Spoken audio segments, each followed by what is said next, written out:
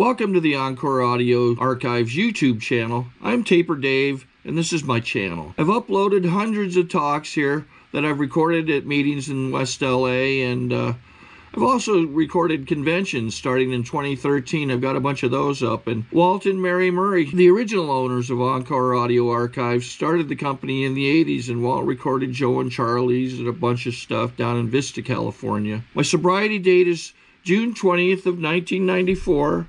I hope you find something you like, so please like and subscribe to my channel and comment down below. If you want to hear something that I don't have or that you don't see, I'll see that I get it. Anyways, take care and have a great day if you want to. Okay, now let's give a warm welcome to our main speaker, Bob T.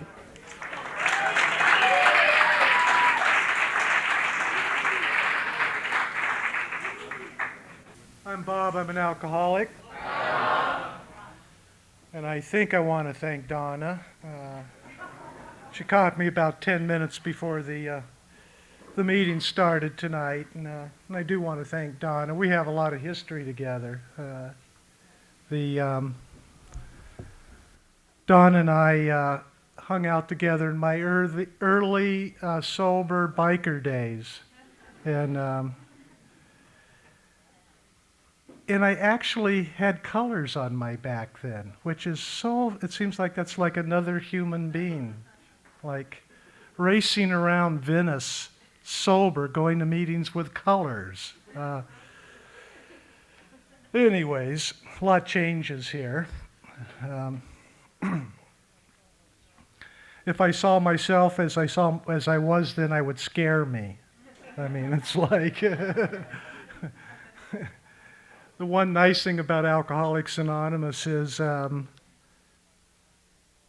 finding out who you are and making peace with that, and dropping all the costumes, because I had a lot of costumes when I was drinking, and I had some costumes for a while in sobriety, and it's nice to kind of shed them. It was kind of a hard meeting for me to speak at because I know so many people here and known them a long time, and it's this meeting, I've been coming to it for years, and it's kind of my ritual. Every Saturday we gather up a group of guys and meet at a restaurant and then come here and have the meeting before the meeting and the meeting after the meeting. And but I'm so fortunate I get to do that group thing on Saturday nights because of we always seem to have the newcomers with us. And one of the newcomers with 40-some days sober was up here giving a cake tonight. And so as I do with newcomers, I always watch them without them knowing I'm watching them. And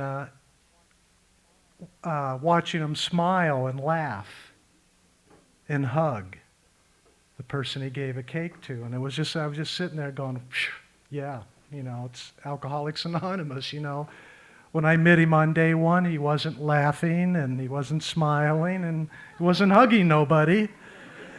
So Saturday nights is a good night for me to see that. Really want to thank the first speaker. It was good message and good to have the humor. And I'm interested in what I'm going to say tonight.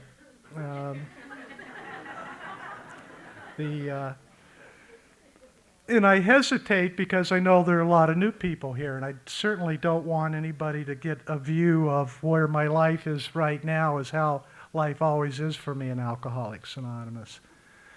Otherwise, I wouldn't be here. So I want to be sure to celebrate Alcoholics Anonymous, because that's me being up here speaking with you is celebrating AA.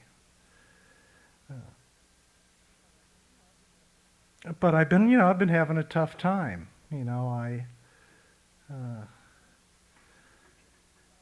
Going through some health stuff, and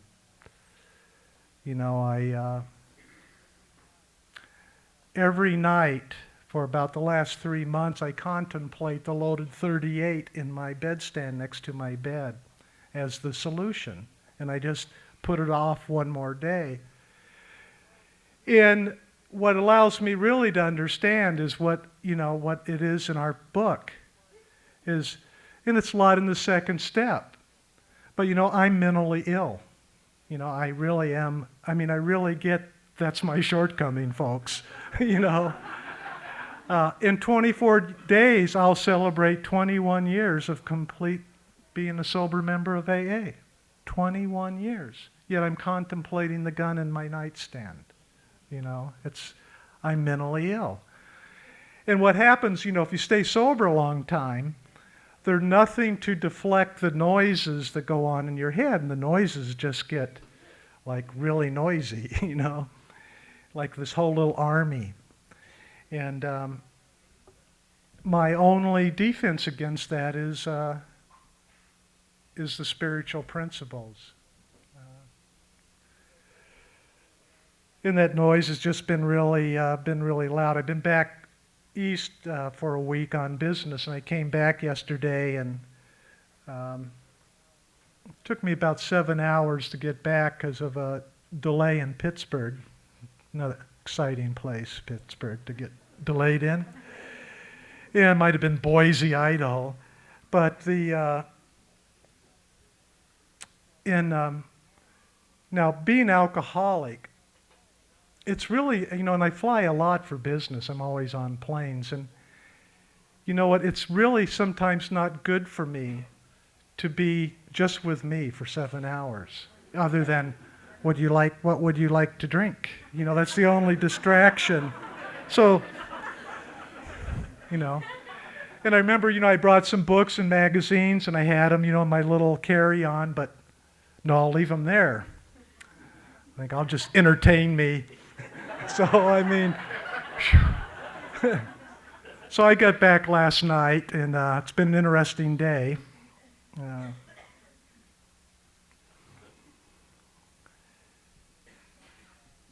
And the one thing, it's good about one of my shortcomings is I'm very stubborn and ornery, and it pays off for me because nothing's going to stop me from taking a 21-year cake in 24 days.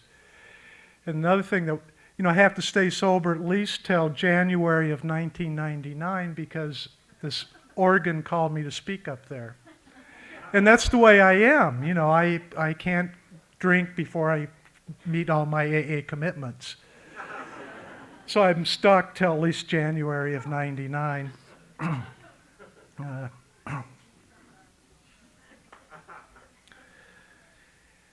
And Wednesday I was East Coast and on Martha's Vineyard, and this friend of mine has a 7-month-old Labrador Retriever puppy. So I took it out on the beach with a stick, and it exhausted me. I couldn't get this dog tired. I kept throwing the stick into the ocean and would bring it back and want to go again. And I'm walking along myself and this little Labrador puppy with a big stick in its mouth, and it doesn't know it's tired, and I'm thinking, I haven't done anything close to this since I was a little kid. And it just was really great just having this like little unconditional loving puppy looking up at you and brushing against your leg.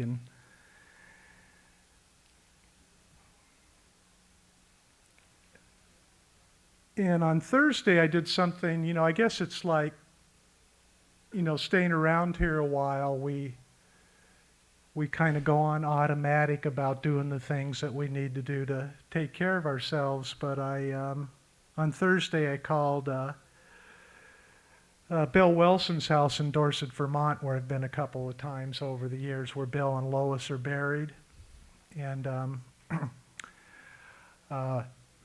booked myself to stay there. You could stay in his house through the December 4th through December 7th, and today when I was at home, I sent my little check there to reserve it. So, and I think sometimes, like, how corny from where I come from, that what I'm going to do to take care of myself is I'm going to go to Vermont, right? In this little town where 350 people live, and they sit on the porches in the evening and rock in the rocking chairs and look at each other from across the way in the other porches. And everybody kind of goes to bed around 8 o'clock. It's really, but it's been very magical for me about the AA spirit to go out and just sit at their gravesite and take a third step. And very modest gravestones, a couple feet high. And but they always have these baskets out there.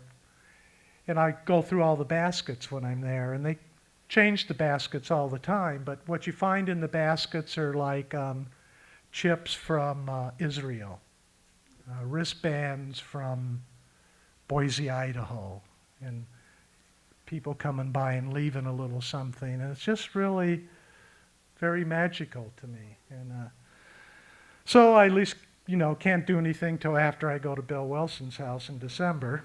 So, and, I'm just going through another surrender, and I'm not growing old gracefully. They're the kind of the two parts of me right now are part A is the guy that wants to do the dance for you, and be really wonderful and take care of you and look after you and be strong. And then the other part B, is the part of me that wants to go like maybe lay down here on the stage and, let those of you that want to come up and hold me, maybe rock me a little bit. So I'm kind of going between A and B, A and B, and it's easier for me to do A. B is really hard. B is really hard for me to kind of just, let you hold me. And, I'm frightened because I have some life-threatening health stuff going on, and it scares the shit out of me. And not so much the not being here, but what they do with you, getting you ready not to be here. It's very violating to my spirit. And but again, there's AA again. There's this guy Dallas Taylor, who's a good friend of mine, who just recently came to my house at 7:30 in the morning to pick me up to drive me down to my hospital, St. Vincent's Hospital there on downtown, and stayed till they were done with me at 4:30 in the afternoon to drive me back. I mean, that's kind of like what we do for each other here in Alcoholics Anonymous, and it's real. It's always been easy for me to do that for you. I've never had any qualms at all about, I'll be with you. You got to get an HIV result test. Let's get 6 guys that you're close with and go with you when they give you the results. Whatever it is, I'm going to, but when, allowing people to show up in my life and do those things is sometimes hard. So I am an alcoholic. I always like to say that whenever I speak, basically you're going to get AA, because that's all I know. And the people that taught me are my sponsor, Eddie Cochran, who I have 46 years sober this November. Eddie's been my sponsor since day one. A bunch of other men that aren't here anymore, Mike Ross, Eddie Regan. These are the guys that I went to meetings with every day when I was new. Eddie's peer group. And I'm so blessed because they just taught me Alcoholics Anonymous. They didn't suggest to me that I should read anything different or do anything different other than work these principles. So I always like to say, you're not going to get a inner child talk from me. And that's okay for those of you who do. I'm just saying for me, it's not okay for me, because I wouldn't be here if I did that work. My experience of the steps and the principles is that's why I do inventory. That's why I talk to somebody about it. That's why I get a 6th and 7th step. And what I get to do, if I really am working the principles of this program, is I get to let go of that. whatever that is. And that's no longer who I am. And that's what's happened for me in Alcoholics Anonymous. I've been able to let go of that. That for me was, this is my Friday the 13th movie story. But when I was 9 years old, my mother had a bad day. I watched her kill the neighbor in the living room, a man with a butcher knife, and I couldn't run past him. So I locked myself in the bathroom. She eventually broke down the door. She had cut off his left hand with a butcher knife. I was laying down in the bathtub. She put his left hand on my chest and she began speaking in tongues. Mom was having a religious experience. And when I came to Alcoholics Anonymous, my sponsor Eddie says, "Bob, you got to get God here." And I said, no, I'm... And Eddie said, "Well, you know what, Bob, then you need to get a really big God, a really huge God." And as my mom was preparing to kill me, it seemed like the whole house exploded, but it was the police coming through the doors and windows and rescuing me, and they took Mom away. And at 9 years old, all I knew is I'm unlovable and nobody could ever love me. And that's kind of the belief system I took out in the world with me. And I had my first drink when I was 12 years old, and I drank alcoholically from the first drink. Became the only reason to live was to drink. So I left home around 12 and a half, and I moved into our first speaker's neighborhood when I was 12 and a half, and lived on Skid Row in downtown LA and loved it. I mean, back then there were no 12-year-olds down there, and so the winos and the winettes looked after me and made sure I, had some soup or something, and I drank in the bars down there that had sawdust on the floor, but they never changed the sawdust. And in Skid Row, nobody ever bothered me with anything embarrassing. Nobody once came up to me and said, "Bob, where's your parents? Bob, why aren't you in school?" No embarrassing questions. I could just drink. And like a lot of other people, I got in drugs other than alcohol, heroin, but alcohol was always my constant companion, no matter what I was doing, usually Four Roses whiskey. And when I was 17, I had a little trouble with the law, and they tried me as an adult and convicted me as an adult, and I got convicted of 46 counts of armed robbery with a sawed-off shotgun against 46 different Vons markets. Being alcoholic, the first Vons worked good. Just go to a second Vons, third Vons. It's kind of... And Vons tried to get a restraining order against me, lifetime restraining order. And so, when I go home from a meeting, I go in to get some milk and bread, from Vons. Sometimes I remember that. And so they sent me up to a place on the bay in San Francisco. And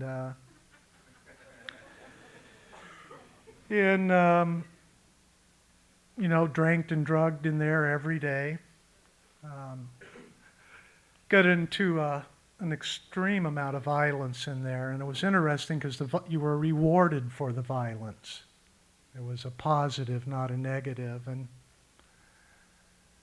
gee, folks, watch my mom murder somebody with a butcher knife, and I wonder why I have a tendency for violence. Interesting little...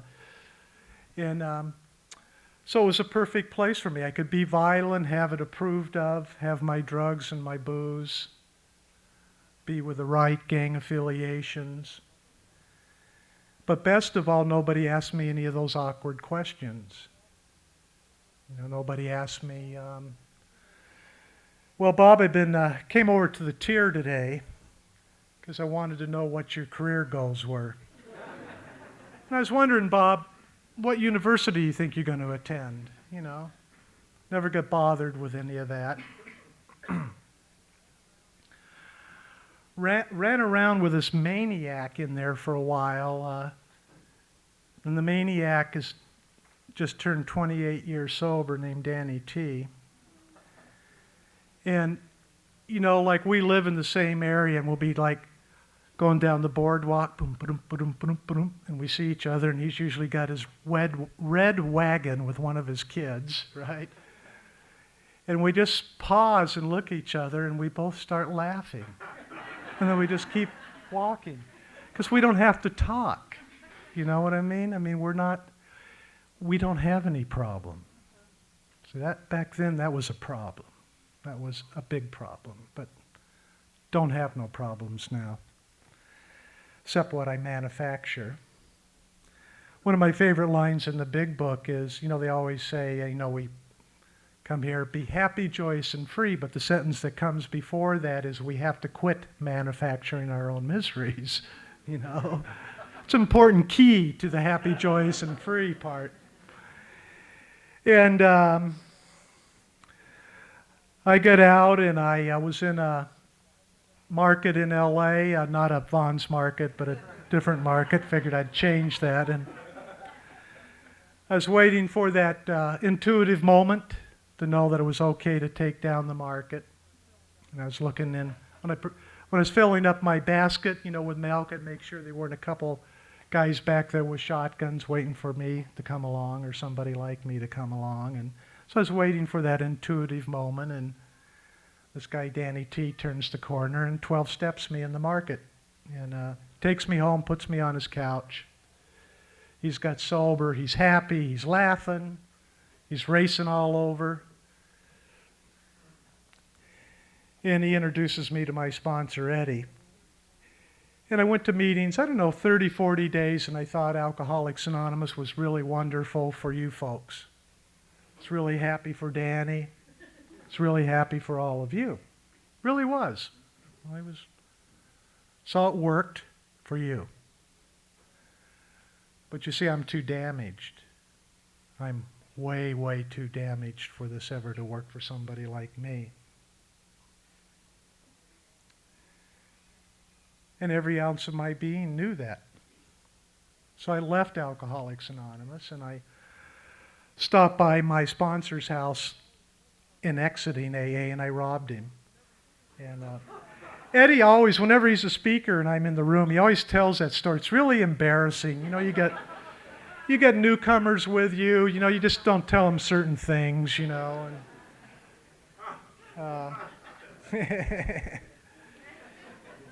And, a couple weeks later, I'm in the county jail, found the old sentencing laws, facing 25 to life for the priors, the gun allegation, and the new robberies. One of the new robberies being Eddie Cochran, my sponsor, because he filed charges.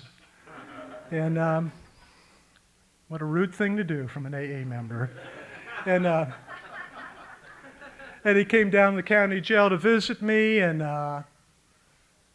said, "What are you doing here?" And he said, "I want to see if you want to go to a sober house. I'll do what I can to help you." And I said, "Eddie, they have a house for me, and it's not where you're thinking, you know." And Eddie showed up in court, and he got me into this little sober house. And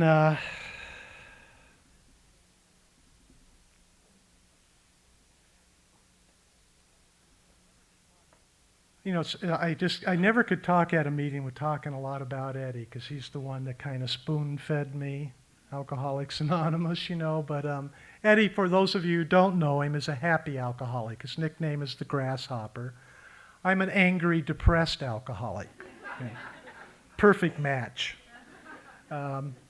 Remember, some months sober, driving down the street, and I turned off Eddie's car radio, and I said, "Eddie, I need to ask you something really, really important." He said, "Sure, kid, you could ask me anything." And I said, "Well, Eddie, it's about sex. I don't know if I like girls or boys or dogs or trees, but I'm having all these feelings, Eddie, I've never had before." And Eddie said, "No, thanks, I'm happily married." And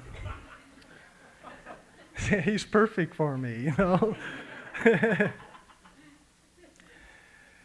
When he talks to me about my shame and about what happened with my mom and me, he says, "You know, Bob, It's like you have this cosmic turd in the universe that just follows you around all the time. You know, he breaks it down for me, you know. I always like telling the story about Eddie because it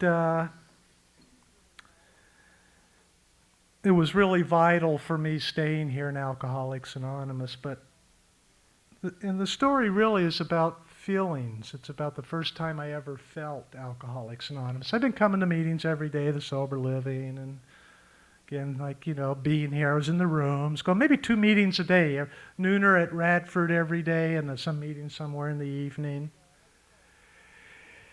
And Eddie calls me up and he says, look, I can't pick you up tonight because my dad had a heart attack. He's in the VA hospital. I'm going to go be with him. But there are 2 guys you haven't met yet that'll be there at 7:30 to pick you up. And I said, okay. So 7:30 comes, and I'm at this place, Chandler Lodge, and this guy Bob and Don come and go out and get in the car. And Bob's the driver. It's a brand new car, brand new, 2-door. I get in the back seat and we head off to the meeting, and I asked Bob, the driver, I said, well, how long have you been sober? And he says, 4 years, 12 steps, grace of God, so glad to have you with us, kid. I said, oh, well, thanks, Bob. I said, Bob, what kind of work do you do to have like a brand new car like this? And he says, oh, Bob, I'm a deputy sheriff, Los Angeles County Sheriff's Department. I said, that's nice, Bob. A little more time goes by, and I asked the guy sitting shotgun, I said, Don, how long you been sober? He said, 14 years, grace of God, 12 steps. So glad to have you with us, kid. I said, oh, well, thanks, Don. And what kind of work do you do? And he says, oh, I'm a criminal courts judge, Superior Court, County of Los Angeles. Look at this Eddie, you know, and I'm at this old Welsher Normandy Sunday night meeting, huge meeting, biggest meeting in LA at the time, and I'm sitting between a cop and a judge. They're saying, hey, come over and meet Bob, Eddie's new baby. He's a junkie. Give him your number. I can't wait to get away from these 2 guys, right?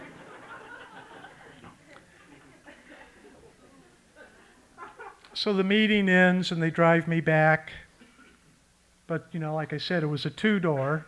I'm in the back seat. I can't get out. So it's like they silently planned this at the coffee break at the meeting or something, but they pull up, they turn the engine off, it's complete silence. They both turn and stare at me in the back seat. As they're staring at me, they pull out their business cards. And I never could remember exactly what their words were, but as they gave me their business cards with their home numbers written on them, their words were something like, Bob, if you want to stay sober, call us. If you need somebody to talk to at 4 a.m, you could call us. If you need a ride to a meeting, call us. And all of a sudden, I felt Alcoholics Anonymous for the first time. It was no longer a junkie cop and judge. It was 3 drunks trying to make it one more day. And that, for me, is what the real spirit of Alcoholics Anonymous was then and is today, and what keeps me coming back during the dark clouds, during the shadow times. And will always keep me coming back. You know, I'm not going nowhere. Both those men, when I had a year of sobriety, I took my only 1-year cake at the Radford, I think it was the Thursday night meeting or whatever it was, and I went to sentencing the next day. And at my sentencing, there were over 60 people from Alcoholics Anonymous. 2 of the people there were Bob and Don. Bob came in full sheriff uniform, Sam Brown and everything. And he took the witness stand on my behalf. Don recessed his court a couple floors below so he could come up and take the witness stand on my behalf. It's pretty powerful AA medicine.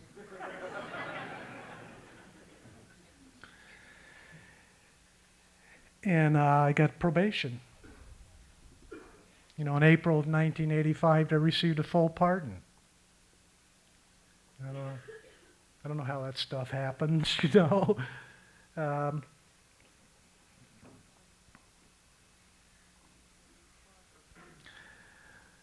What's fun is that one thing nice about having a pardon, I was able then to get a passport, and in my work I do, I travel all the time, and I go all over the world, and I do these check me outs.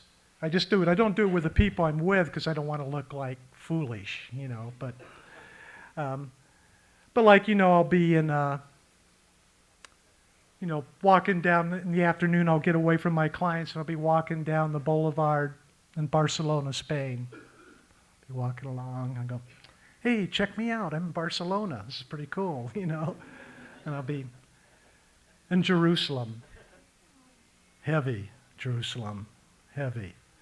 Be walking along, and you know, I'm not a Jesus guy. I don't knock what anybody's spiritual beliefs are. That's a wonderful thing about AA. We're all able to have our own God as we choose him to be. But when I was in Jerusalem, I went into Jesus' tomb, and they let you stay in there for about 60 seconds and take you out. Those guys with weird hats and curly stuff here, whatever they are. And but I'm walking out, and I'm going, wow, that was heavy. I mean, that was really like heavy. Check me out, man. It's like Jerusalem, you know. You know, and I get to do those check me outs all over the world, wherever I am. And I had one check me out. Was with my clients, and they were on their private jet, and we're flying over the Alps. And it was about 4 in the afternoon. It was sunny and absolutely beautiful. And I'm looking out the little window, and I really got scared because I just seen that movie, which a guy I sponsors in. What's the name of the movie? Alive. You know, where the plane crashes and they all eat each other? So, like, I kind of like go into fear, and I quietly look around the plane. Want to know where my next meal's coming from. And then I was able, like, to let go of the fear and look back out the window at the Alps. And it was like God's painting. And nothing could be that perfect other than God's painting. It was so magnificent. It was God's painting. So I said quietly to myself, so none of them could see, I went, check me out. Flying over the Alps, you know. And that's all because I'm sober. The only time I traveled anywhere before I got into Alcoholics Anonymous was on a gray bus up to this place on the bay. And you know, I need to close, and I probably my biggest character defect is anger. And so with all the anger that I could have in the noise in my head, it sometimes just really gets overwhelming. You know, and that's when I think about the 38 in the bedside, and you know, and what I have is I have a way out from that. And my way out is through these principles of this program, because they are like hidden treasures, and sometimes we got to just keep diving deeper and deeper for them. And I think the longer we're here, the deeper we need to dive. You know, at least that's been my experience. You know, I can't coast on, you know, what I did when I was 10 years sober. I can't coast on what I did when I was 15 years sober. I can't coast on a 12-step call I made when I was 19 years sober. You know, it's about my spiritual condition today. It's about what relationship I have in the third step, knowing that my greatest responsibility, Bob this alcoholic, my greatest responsibility is to try to live within that third step. That I have absolutely no power on my own. And the only way I get power is by tapping into that third step power. And then I'm in so much power, it does these things that we all call coincidences here. The coincidence of seeing some guy up here 44 days ago with a needle in his arm, smiling and laughing and hugging another alcoholic. And that's where I need to stay put. Bob needs to stay put in the third step. Thanks, Donna.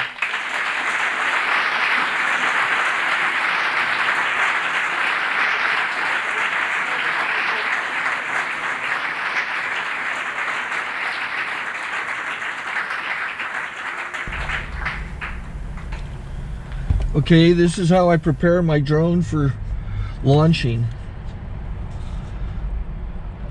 I like to do it inside the cab of my truck so I'm not standing outside in the weather. To install the joysticks for control, up and down, right and left, powered on.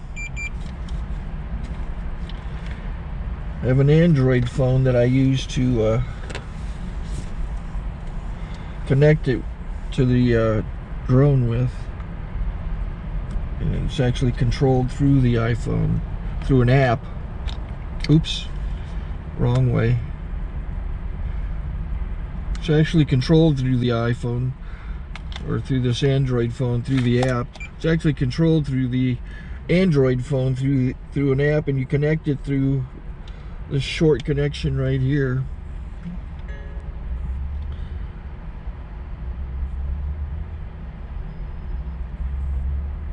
Remote control connected. Remote control's connected. So I pull out the drone. I have to extend the legs. Long legs extended first, then the short legs. Remove the gimbal protector. Set that aside, then power it on one short burst and one long burst. I lay it down. So I have to go to calibrate. So the drone's not connected yet.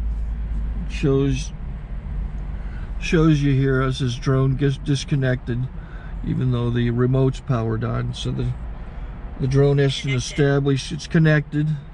So I go into the app to calibration mode. First I'll calibrate the remote controller. Start calibration. Out, in, oop, out, in, up, down, and then this little wheel is to control the gimbal. So it's calibrated. Go to gimbal calibration, start calibration, and then it calibrates the gimbal. I don't know if that shows up. The gimbal's moving all over the place. Changes, you can see it on the video. And I'm calibrated to take off. It's acquired 7 satellites at the moment. There are 26 satellites up in the sky, which it has to acquire before you can take off. So it's connected. It's got enough satellites. This is white. I can go to press this little arrow button, swipe right to take off, and it would start the motors if I slid this to the right. But I'll wait till I get outside. Don't want to do it inside.